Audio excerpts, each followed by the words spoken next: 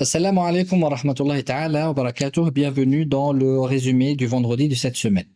Cette semaine, toujours sous le même thème, c'est-à-dire les traditions d'Allah subhanahu wa ta'ala, qu'on peut aussi appeler les lois de l'univers, les lois d'Allah subhanahu wa ta'ala, les lois répétitives qu'Allah subhanahu wa ta'ala a façonnées pour la création. On s'est intéressé particulièrement à une loi bien précise, celle de la causalité, c'est-à-dire cette réaction qu'il y a entre l'action en elle-même et son effet. L'islam nous demande de nous diriger vers les causes. Nous ne sommes pas des prophètes, et même les prophètes d'ailleurs, ils n'attendaient pas l'effet sans se diriger vers les causes. Même les prophètes qui étaient les meilleurs, ceux alayhimus salam, ils se dirigeaient vers les causes. Alors qu'en est-il de notre petite personne? Prenez l'exemple par exemple de Maryam, Marie, alayha salam, radiyallahu anha, qui Allah subhanahu wa ta'ala lui ordonne, alors qu'elle vient d'accoucher d'un enfant, Allah subhanahu wa ta'ala lui demande de secouer un palmier pour que les dattes fraîches vont tomber sur elle. Alors même si on prenait, je pense, 10 personnes et qu'on leur demanderait de secouer un palmier, ils n'y arriveraient pas.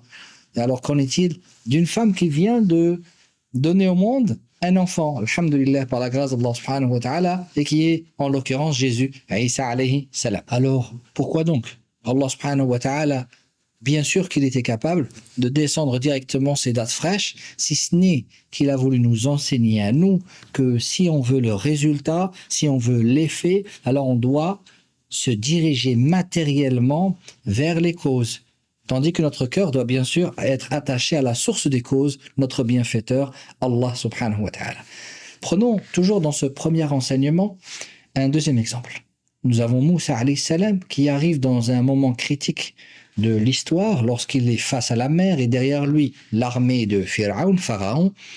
Et voilà que le peuple lui dit Inna la mudrakoun, nous sommes faits, nous avons été rattrapés. Et voilà qu'à ce moment-là, Allah subhanahu wa ta'ala lui ordonne de frapper avec son bâton le rocher pour se frayer un chemin dans la mer. Allah subhanahu wa ta'ala, bien sûr, qu'il était capable de lui frayer un chemin à lui et à son peuple sans bien même qu'il frappe avec son bâton. Alors la moralité qu'on doit tirer de ce premier enseignement, c'est qu'on doit se diriger vers les causes, petites soient-elles. Quant au deuxième enseignement de ce sujet, on le trouve dans l'histoire de Abu Ayyub al-Ansari. Abu Ayyub al-Ansari, il se passe une histoire devant lui où il y a un homme qui fait quelque chose de très dangereux, où il a quasiment mis sa vie en danger. Et tout le monde lui rappelle un verset. La tulqu bi aydikum ila at-tahlukati wa ahsinu.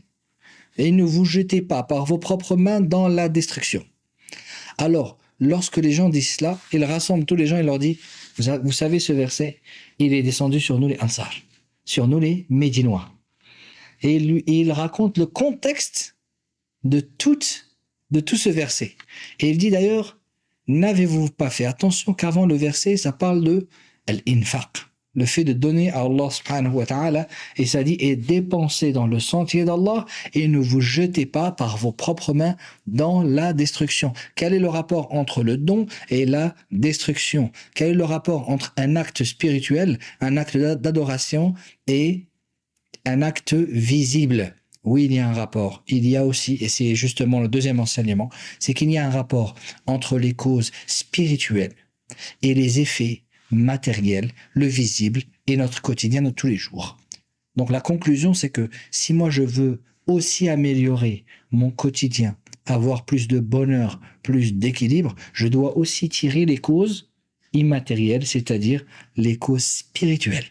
Bon, dans le premier enseignement, c'est seulement concentré sur les causes, mais dans le deuxième enseignement, c'est qu'il y a aussi des causes qui sont spirituelles. Et lorsque moi, je me protège, lorsque moi, je demande pardon à Allah subhanahu wa ta'ala, je me protège des choses qui sont dans le monde visible et le monde invisible.